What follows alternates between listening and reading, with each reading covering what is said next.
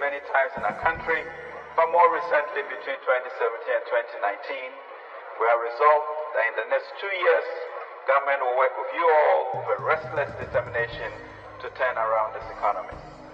Mr. Speaker, in a few years, the Black Stars will be playing their first game in the 2022 FIFA World Cup tournament in Qatar.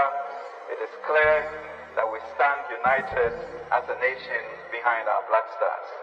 A successful passage of the 2023 budget, a successful conclusion of negotiations with the IMF, and making Ghana's performance in Qatar 2022 the most successful. That is winning the cup not only for the country, but for any African side on the World Cup stage. Will I dare say, bring this most challenging year to a very successful end.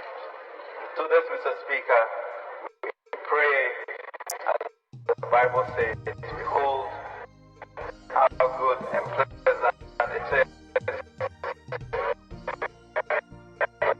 God's people live together in unity, for God commands the blessings. Mr. Speaker, events since March 2022, the pervasive volatility of our world today, in the vision of President Akufo Addo to reset our economy through industrialization. Ourselves are resolved to reset the economy and restore macroeconomic stability. But to do so, we need the support of the people of Ghana and the cooperation and approval of this parliament. Our goal now is to significantly cut down the cost of running government, significantly expand local production, invest more to protect the poor and vulnerable, continue expanding access to good roads and technology, education and health for every Ghanaian and the diaspora. Mr. Speaker, this budget is therefore anchored on a 7-point agenda aimed at restoring macroeconomic stability and accelerating our economic transformation as articulate in the post-COVID-19 Program for Economic Growth, PCP. These comprise an agenda to 1. Aggressively mobilize domestic revenue, 2. Streamline and rationalize expenditures, 3. Boost local productive capacity, 4. Promote and diversify exports, 5. Protect the poor and vulnerable, 6. Expand digital and climate-responsive fiscal infrastructure, and 7. Implement structural and public sector reforms. To achieve these, there are 3 critical imperatives: successfully negotiating a strong IMF program, coordinating an equitable debt operations program, and attracting green investments. This will enable us to generate substantial revenue, create needed fiscal space for the provision of essential public services, and facilitate the implementation of the PCP program to revitalize and transform the economy. Mr. Speaker, we will undertake the following actions, initiatives, and interventions to directly support our roads and digitalization agenda. Fast-track the implementation of the Unified Property Rate Platform Program in 2023 and review the e-Levy Act and more specifically, reduce the headline rate from 1.5% to 1% of the transaction value as well as the removal of the daily threshold. To boost local productive capacity, we will, among others, cut the imports of public sector institutions that rely on imports, either for inputs or consumption, by 50%, and would work with the Ghana Audit Service and Internal Audit Agency to ensure compliance, support the aggressive production of strategic subsidies, including the list disclosed at the President's last address to the nation, support large-scale agriculture and agribusiness interventions through the Development Bank of Ghana and ADB Bank, introduce policies for the protection and incubation newly formed domestic industries to allow them to make the goods produced here competitive for local consumption and also for exports.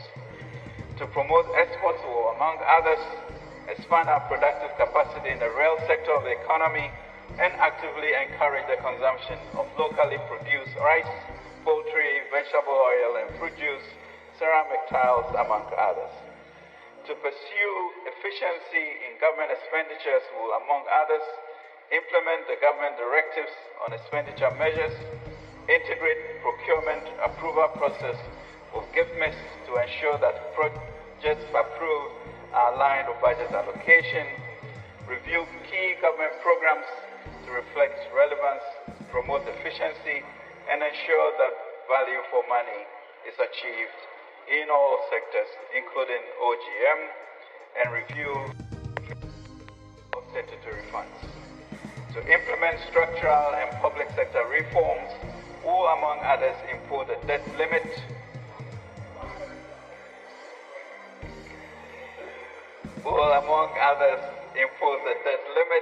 on non-concessional financing. Undertake major structural reforms in the public sector by reviewing the operations of 36 state-owned enterprises, 8 special purpose vehicles, 90 joint venture companies, 38 regulatory institutions, 68 statutory bodies, and 6 subvented organizations. Enforce compliance with legal and regulatory framework on foreign exchange. Initiate measures to overhaul the tax structure in the extractive industry. Expand the gold purchase program by the Bank of Ghana to support foreign exchange reserve accumulation. Promote an LBMA certified gold refinery in Ghana and promote local currency stability.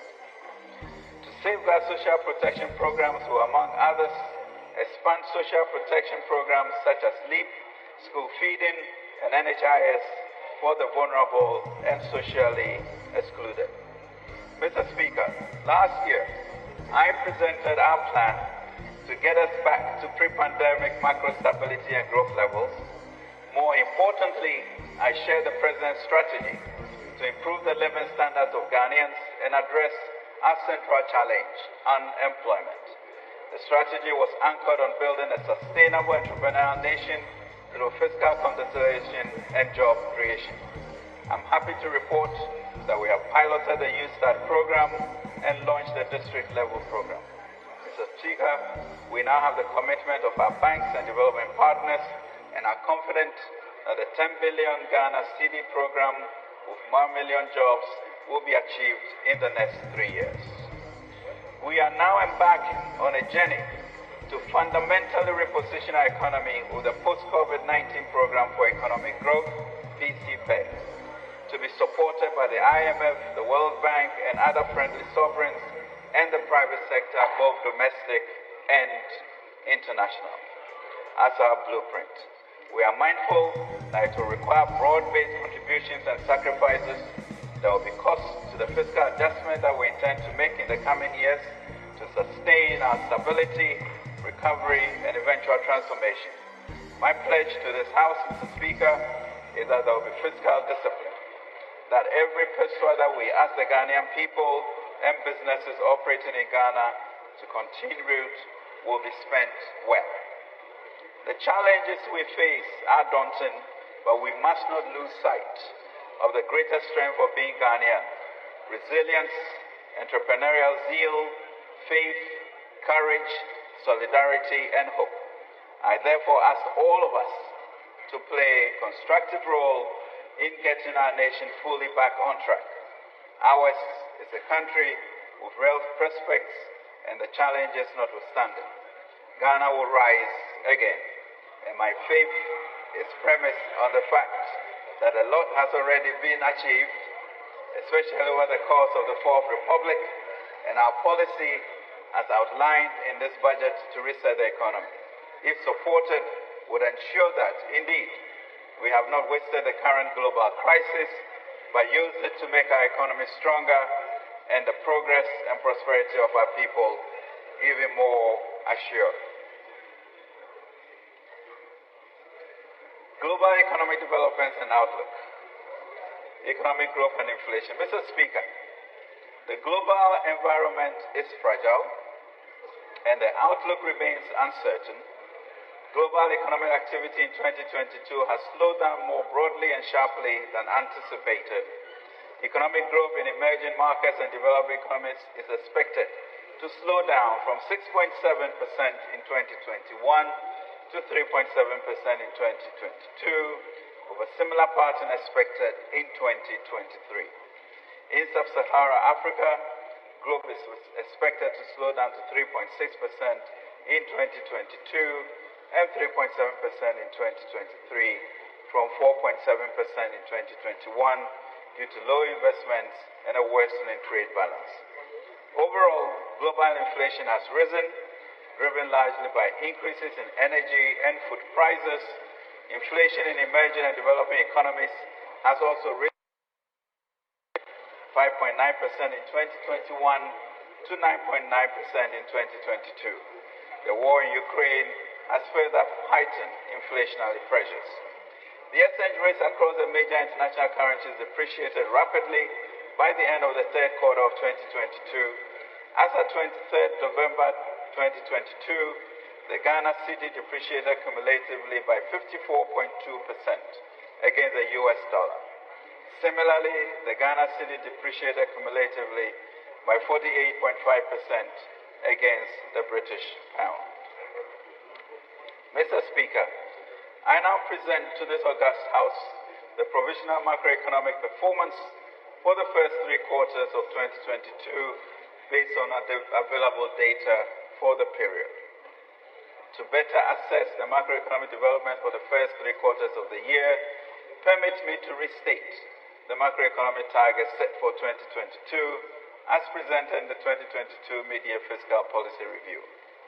Overall GDP growth of 3.7%, non-oil real GDP growth of 4.3%, and inflation of 28.5%, overall fiscal deficit of 6.6% of GDP, primary surplus of 0.4% of GDP, and gross international reserves sufficient to cover at least 3.5 months of imports of goods and services.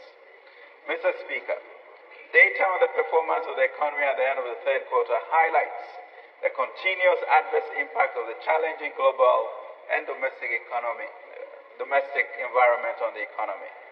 As I indicated earlier, these developments have manifested through rapid exchange rate depreciation, high inflation, unsustainable debt burden, fiscal stress, and external sector shocks, among others, despite the monetary and fiscal policy interventions that were deployed in the first 3 quarters of the year. Mr. Speaker, the economic performance for the first 3 quarters of the year is summarized as follows. Mr. Speaker, provisional GDP data from Ghana Statistical Service published in September 2022 indicates that overall real GDP for the first half of 2022 recorded an average year-on-year growth of 4%, or 3.4% in Q1 2022 and 4.8% in Q2 2022 respectively. Non-oil GDP expanded by 4.1% and 6.2% in the first and second quarters in 2022 respectively. The latest data indicates the headline inflation accelerated to 40.4% in October 2022 from 37.2% in September and 33.9% in August. The rise in October inflation was broad-based, driven by both food and non-food prices. The monetary policy rate has increased by 1,000 basis points from 14.5% to 24.5% since the beginning of the year, as the central bank deployed its monetary policy tools to anchor inflation expectations. Developments on the money market broadly showed rising interest rates across the yield curve. For example, the discount rate on the 91-day instrument has increased to 32.5% as of today from 12.5% in December 2021. The public debt to GDP ratio stood at 75.9% at the end of September 2022, up from 76.7% at the end of December 2021. Gross international reserves stood at $6.591 billion, equivalent to 2.9 months of import cover at the end of September 2022, from a stock position of $9.7 billion, equivalent to 4.3 months import cover at the end of December 2022. Fiscal developments. Mr. Speaker, the 2022 Mid-Year Fiscal Policy Review revised the 2022 fiscal framework against the backdrop of unfavorable global and domestic developments. The fiscal deficit target was revised to 6.6% of GDP, down from the 7.4% set in the 2022 budget. Similarly, the primary balance target was revised upwards to a surplus of 0.4% of GDP from a surplus of 0.1%.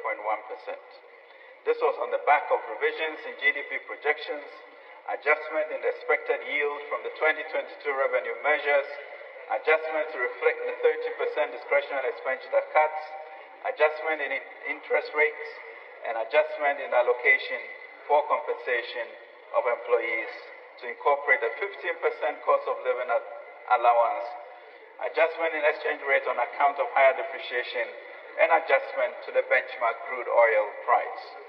Mr. Speaker, provisional data on government fiscal operations for January to September 2022 shows a shortfall in revenue performance and a faster execution of expenditures. This resulted in an overall budget deficit of 41.7 billion, 7% of GDP, against a program deficit target of 36.7 billion, 6.2% of GDP.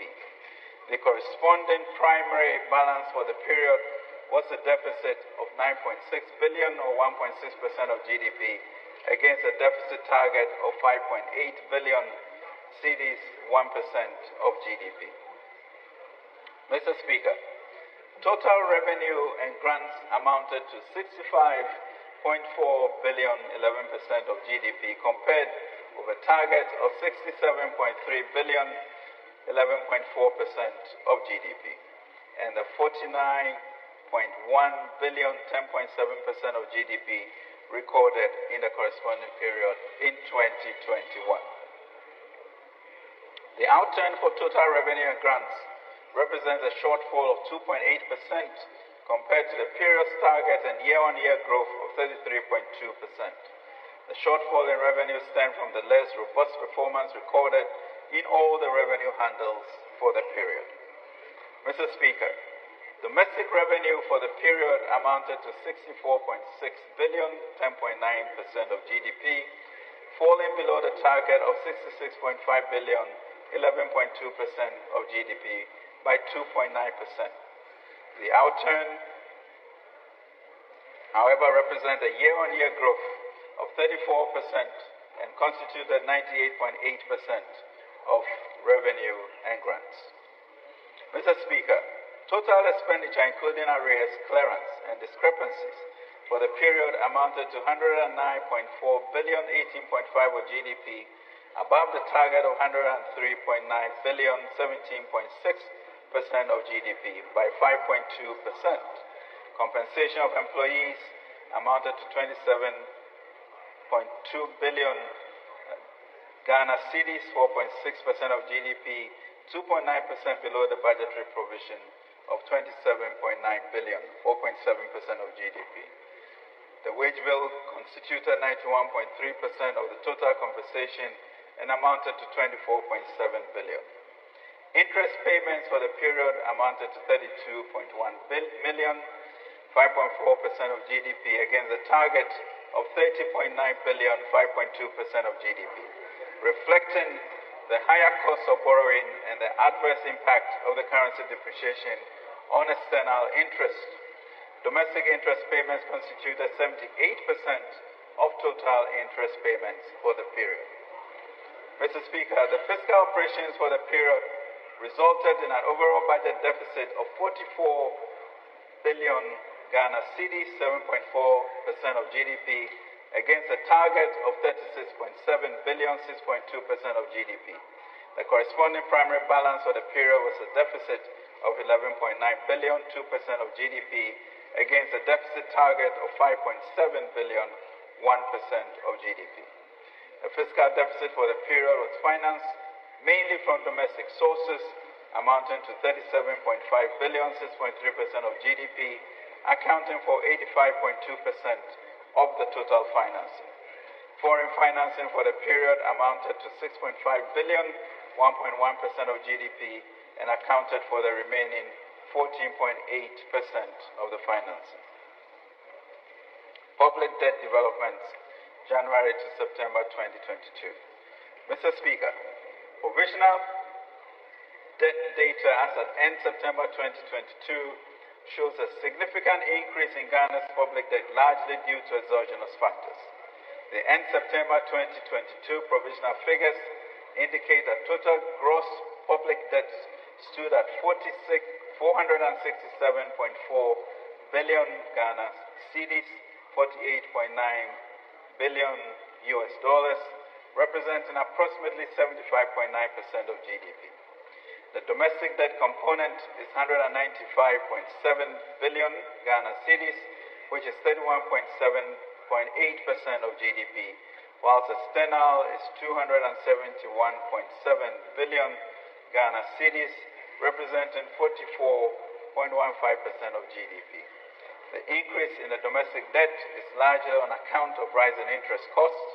Domestic debt as a share of total public debt reduced from 51.6% in 2021 to 41.9% as at end September 2022. Mr. Speaker, the external debt as a percentage of the total debt stock is 58.1% as end September 2022.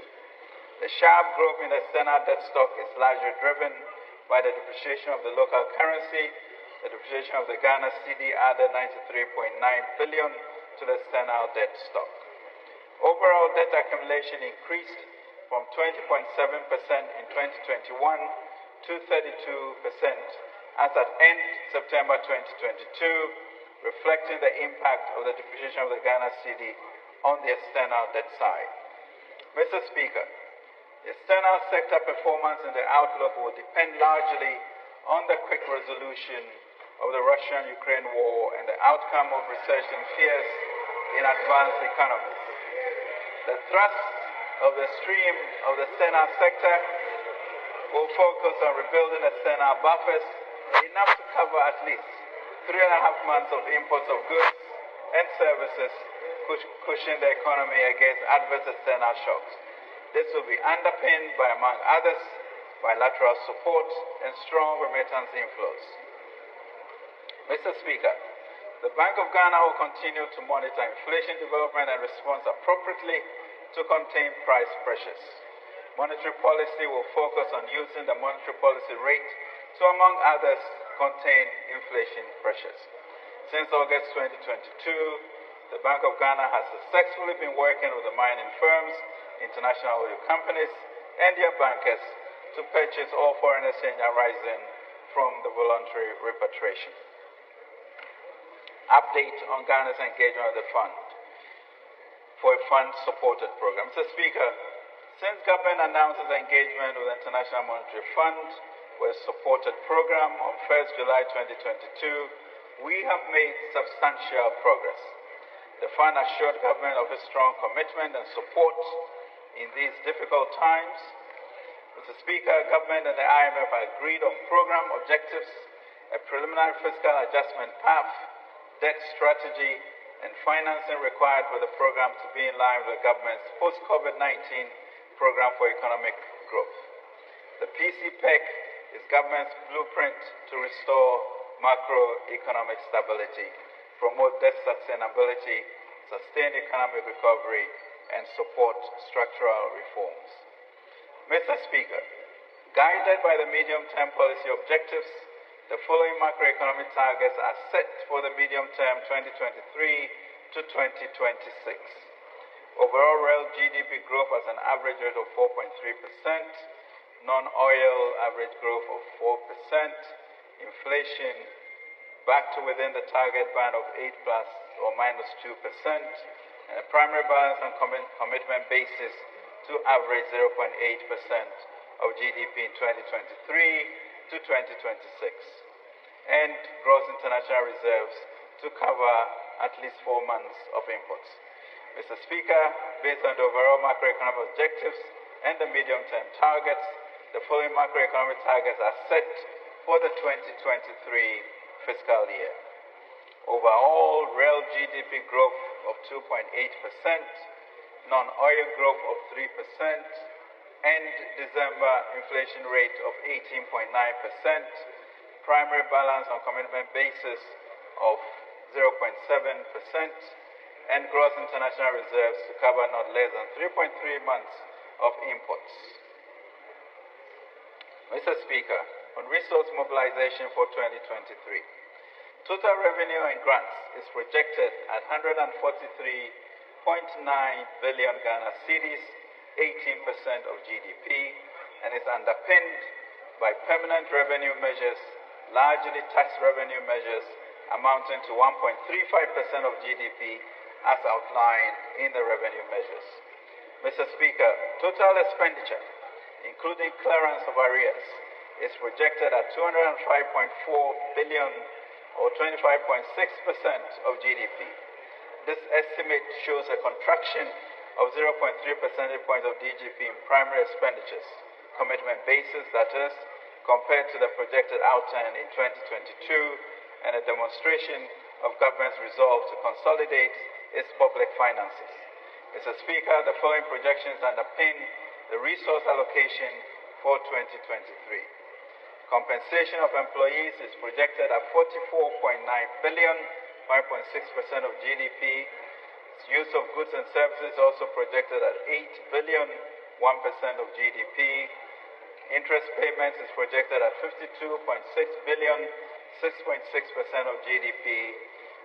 Grants and other government units is estimated at 30.1 billion, 3.8% of GDP. Capital expenditure is projected at 27.7 billion, 3.5% of GDP. Mr. Speaker, other expenditures, mainly comprising energy sector levies, transfers, and energy sector payment shortfalls, is estimated at 26.7 billion Ghana cedis. Mr. Speaker, based on the estimates for the total revenue and grants and total expenditures, including arrears clearance, the overall budget balance to be financed is a fiscal deficit of 1.5 billion, equivalent to 7.7% of GDP. The corresponding primary balance is a deficit of 8.9 billion, equivalent to 1.1% of GDP. Mr. Speaker, I wish to notify you that budget items such as interest payments, amortization, and financing will be adjusted accordingly once government's debt management strategy and financing to be provided by international partners in the context of the fund-supported program have been finalized. Revenue measures. Mr. Speaker, government has consistently indicated its intention to improve the revenue collection effort by leveraging technology to enhance tax administration, identify and register taxable persons, and improve tax compliance. Mr. Speaker, government has received several proposals for review of the electronic transfer levy and is working closely with all stakeholders to evaluate the impact of the levy in order to decide on the next line of action, which would include revision of the various exclusions. As a first step, however, the headline rate will be reduced to 1% of the transaction value alongside the removal of the daily threshold. To this end, the income tax regime will undergo reforms to, among others, review the upper limits for vehicle benefits and introduce an additional income tax bracket of 35%. Mr. Speaker, on expenditure measures will also be pursued to support the fiscal consolidation process. In this regard, it is proposed that government will reduce the threshold on earmark funds from the current 25% of tax revenue to 17.5% of tax revenue, migrate all earmark funds onto the GiftMIS platform, and ensure they use the GiftMIS platform to process all their revenue and expenditure transactions, continue the 30% cut in the salaries of the President, Vice President, Ministers, Deputy Ministers, MMDCEs, and political office holders, including those of state-owned enterprises, whilst also ensuring efficiency at the OGM. Also want to place a cap on salary adjustment of SOEs to be lower than negotiated base pay increases on single spine salary structure for each year. Fiscal contingency planning. Mr. Speaker, given the uncertainties about the macroeconomic environment, government stands ready to deploy additional tools if fiscal outturns require further interventions. On the revenue side, some of the measures that we identify for the medium-term revenue strategy being designed by government and in the context of the fund program could be implemented early on. On the spending side, MDA's budget allocations for goods and services or domestic CapEx will be strictly controlled by the quarterly budget allotment system. Mr. Speaker, the present economic challenges have heightened by the quarterly budget allotment system. Mr. Speaker, the present economic challenges have heightened the need to transform our economy through a renewed focus on boosting local capacity for increased export promotion to expand job creation while protecting the vulnerable. Government is therefore taking active steps to address the impact of these economic shocks on Ghanaians through the 7-point agenda to restore macroeconomic stability and accelerate our economic transformation as articulated in the post-COVID-19 program for economic growth. Mr. Speaker, on developing local capacity for production, as I've already indicated, Ghana's heavy dependence on imports places tremendous pressures on the city, creating an that include iron, steel, aluminium, sugar, rice, fish, poultry, palm, oil, cement, fertilizer, pharmaceuticals, fruit juices, and even toilet roll and toothpicks. We currently have the capacity as a country to locally produce items that account for about 45% of the value of our annual imports. These include rice, fish, sugar, poultry, cement, pharmaceuticals, jute bag, computers, etc. To this end, government will target these products for import for export promotion by supporting the private sector through partnerships with existing and prospective businesses to expand, rehabilitate, and establish manufacturing plants targeted at producing these selected items. Mr. Speaker, the Ghana Cares Obatampa program. Mr. Speaker, it has been 2 years since the launch of the Ghana Cares program to mitigate the severe impact of the COVID-19 pandemic on the economy.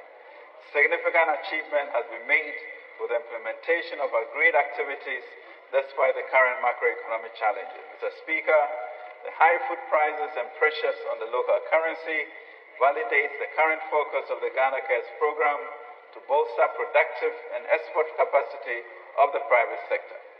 To this end, an economic enclave project will focus on providing support for the cultivation of up to 110,000 acres of land in the Greater Accra, Ashanti, Central, Savannah, and OT regions are being pursued. Mr. Speaker, this initiative, which seeks to expand our production and productivity in rice, tomato, maize, vegetables, and poultry, is being led and coordinated by the Millennium Development Authority.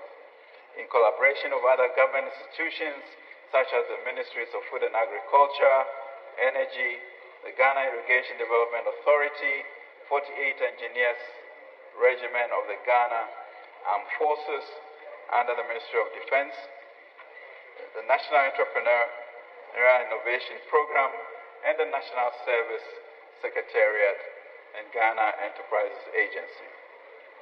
Mr. Speaker, consistent with the private sector-led approach, the program will engage interested private sector actors to expand an agricultural production and processing in the Asuchari, Chopoli Economic Enclave area based on a partnership framework.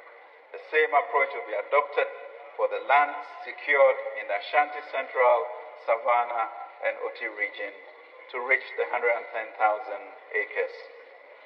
Mr. Speaker, we have also initiated discussions with the Graphic Communications Group Limited to explore the feasibility of producing paper locally using the byproducts of the cultivated rice in the economic enclave at Asuchari as raw material.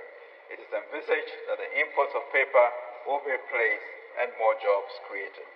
Mr. Speaker, in addition to the enclave project, Ghana Cares program in 2023 will continue to offer catalytic support in the following targeted areas. To this end, the program will work with Development Bank of Ghana to provide funding to interested and targeted farmers, support Ministry of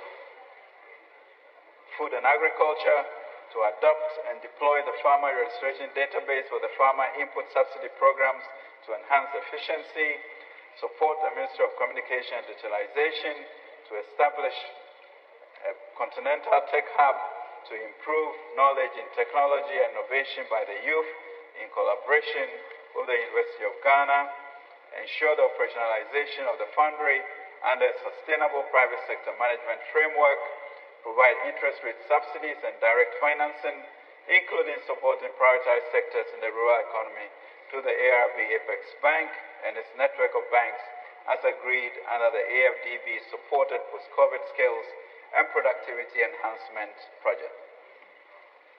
Youth Start.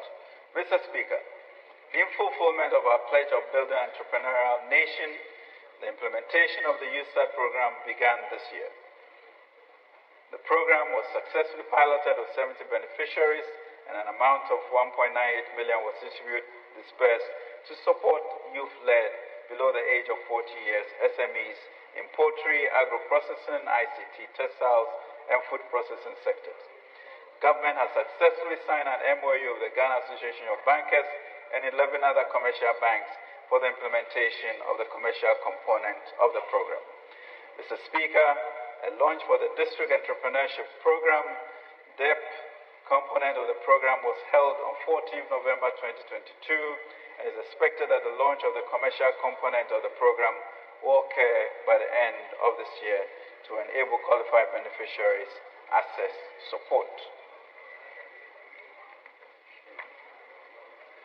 Mr. Speaker, the One District, One Factory initiative continued to make remarkable progress in 2022. To date, a total of 296 1D One Web projects are at various stages of implementation, out of which 126 are currently operational. 143 are under construction and 27 are pipeline projects.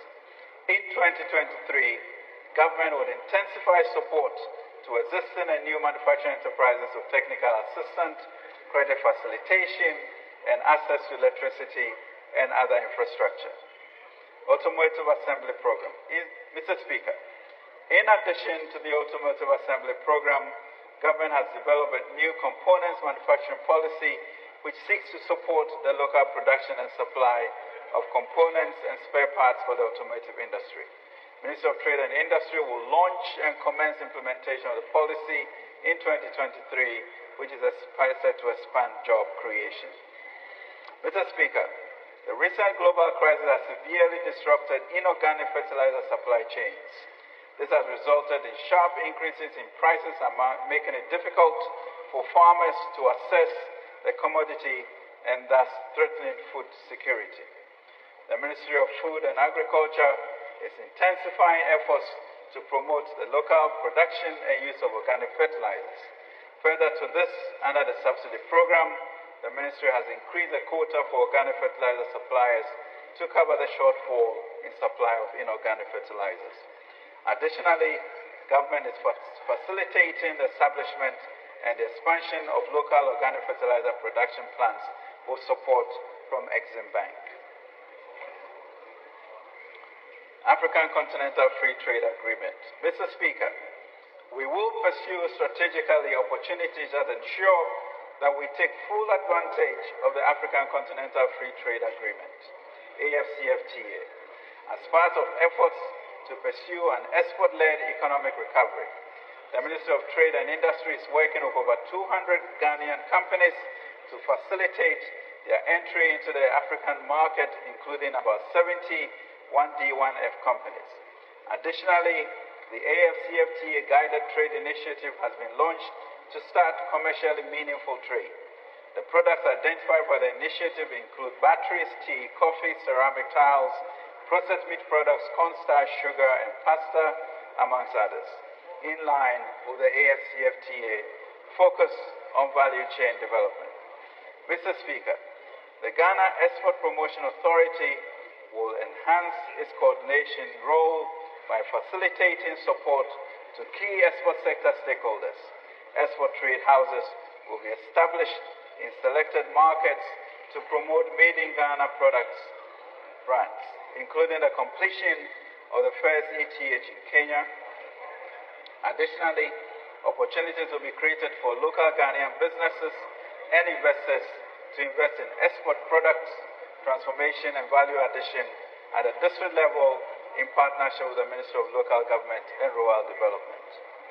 The Development Bank of Ghana. Mr. Speaker, government through the Development Bank of Ghana has established 500 million Ghana Cedi Special Credit Program. The DB government through the Development Bank of value chain over the next 5 years.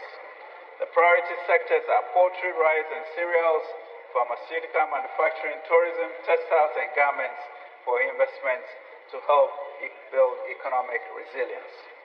Mr. Speaker, to support SMEs with equity funding, DBG is also in the process of establishing a private equity fund with an initial capitalization of 30 million Ghana cedis or 400 million, 30 million US dollars or 400 million Ghana cedis. DBG has fully onboarded 4 participating financial institutions and will engage other financial institutions to expand its loan channels. A total of 7 loans amounting to 245 million was disbursed to SMEs, saving over 1,000 jobs. DBG has partnered with a PFI to build a digital lending platform to shorten the processing time for lending to SMEs and increase its ability to reach a lot more businesses across the country. Mr. Speaker, the National Insurance Commission is spearheading the development of agricultural insurance for farmers through the Ghana Agriculture Insurance Pool. GAIP provides traditional agriculture insurance and index-based weather insurance products to commercial farmers and smallholder farmers. An estimated $400 million in agriculture insurance will be extended to eligible farmers in 2023. Mr. Speaker, as part of efforts to ensure power is affordable for industrial, commercial, and residential use, government has substantially completed a renegotiation and restructuring exercise of power purchase agreement with 6 operational independent power producers, namely Car Power, Sem Power, Eli Power, Twin City Energy, AXA Energy, and Senate Energy. Government, of course, is looking for the resources to fund these agreements. Government has also pursued cost-cutting and green initiatives, including conversion to a tolling model, refinancing of expensive debt, profiling of tariffs, and switching power plants from imported liquid fuel to finance locally produced natural gas as a primary resource. On connectivity to the national grid, a total of 157 communities were linked to the national grid as of September 2022.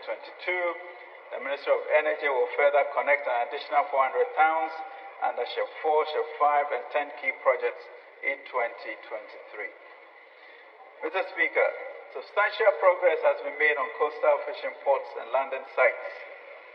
This has been made in the development of 12 coastal fish landing sites and 2 fishing ports along the coast of Ghana, namely Azim and Diskov in the western region, Maureen, Fansimane, Kumfi, Mumford, Winneba, Senyabreku, Gomoafet, and Mena in the central region, Teshi, Osu, and Jamestown in the greater Accra region, and Keta in the Volta region. Mr. Speaker, overall, the project is about 95% complete and will ensure safe launching and landing of artisanal fishing canoes and promote hygienic environmental conditions.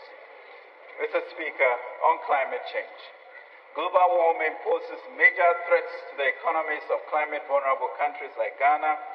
According to the Vulnerable 20 Loss and Damage Report, Ghana lost 15.2 billion from 2000 to 2019 to climate change. According to the World Bank Group's new country climate and development report for Ghana, incomes could reduce by up to 40% for poor households by 2050, and a loss of about 1 million jobs if urgent climate actions are not taken. Mr. Speaker, at COP27, the government took the opportunity to leverage its bilateral engagements to expand consultation on debt for nature swaps, as well as increase private sector investment to accelerate our transition to low carbon growth and finance our climate action measures. Mr. Speaker, I can report that Ghana has assumed the presidency from 2022 to 2024 of the Climate Vulnerable Forum and the chair of the Vulnerable 20 Group of Ministers of Finance of Governments. Government will leverage this opportunity to accelerate our climate agenda, which is outlined in Ghana's Climate Prosperity Plans. Social protection. Mr. Speaker, even amidst the current difficulties, we remain committed to implementing Ghana's social protection programs. We will not renege on our responsibilities towards the vulnerable and socially excluded, and the implementation of our various social protection programs will be expanded. Mr. Speaker, the Livelihood Empowerment Against Poverty Program, LEAP, has since its inception in 2008 supported extremely poor and vulnerable households, increasing beneficiary coverage from 144,000 in 2015 to 344,000 households, comprising